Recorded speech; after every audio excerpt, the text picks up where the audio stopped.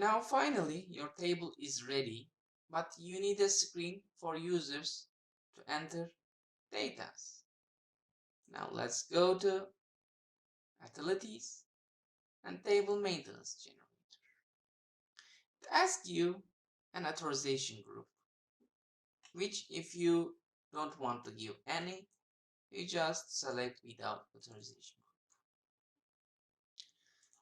And if you have a function group, just give its name here, else it will create its own function group with the same name as I write it here.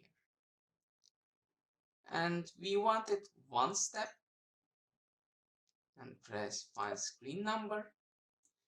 We are using this finding screen number because if you are using a function group with other database table maintenance screens, you can just overwrite the screens. So just let the system find it for you.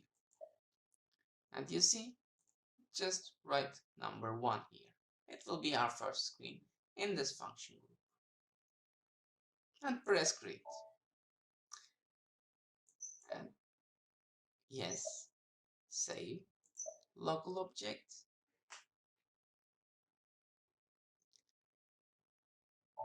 And our maintenance screen is created. Let's go back. Take the name of the table and go back. And let's go back again. And finally, let's go to SM30, which is maintain table views. And our table view is FIT payment is here. Press maintain.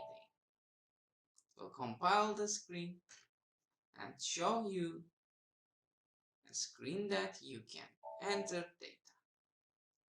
You see, this is the data I just entered to try to delete the key element here.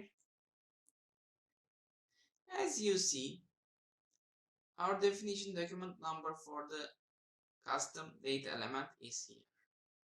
Standard definitions, payment, amount, and currency is here. But our predefined type field has no description because this description is coming from the data elements, not from the table itself.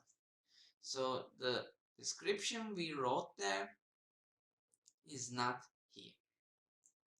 So keep in mind that if you are going to create a maintenance screen for a table, just don't use predefined types. Now this ends up our lecture. To sum up, now you are confidently able to create a custom table with custom fields. You learned about how to create your data objects. I hope to see you in the next lecture.